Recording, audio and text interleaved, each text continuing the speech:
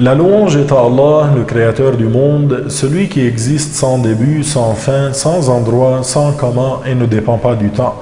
Je demande à Allah d'élever les grades de notre maître Muhammad, l'honnête, le véridique, celui qui a appelé à la religion de vérité, l'islam, qui est la religion de tous les prophètes du premier Adam au dernier Muhammad. Chers frères et sœurs, il est du devoir de tout musulman pubère, saint d'esprit et capable de jeûner, d'accomplir le jeûne du mois de Ramadan.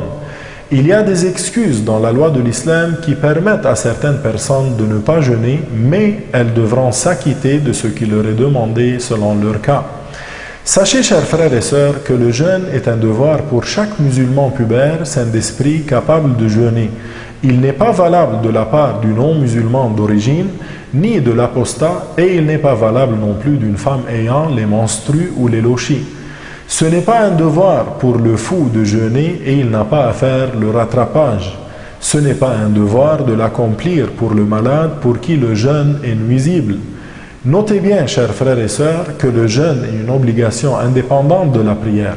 Alors, prétendre que celui qui n'accomplit pas les 5 prières rituelles ou commet d'autres grands péchés n'aurait pas à jeûner ou que son jeûne ne serait pas valable n'a aucun fondement dans la religion de l'islam.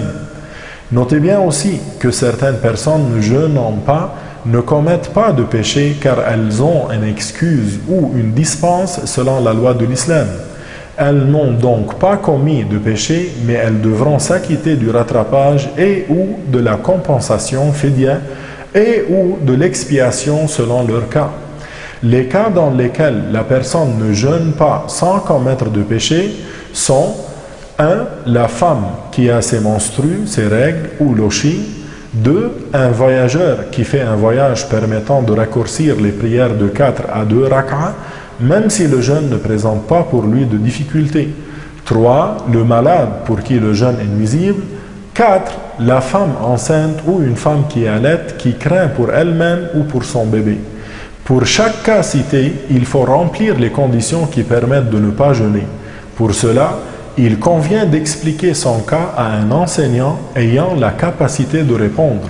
Enfin, je vous souhaite le bien dans le mois béni de Ramadan et à la prochaine.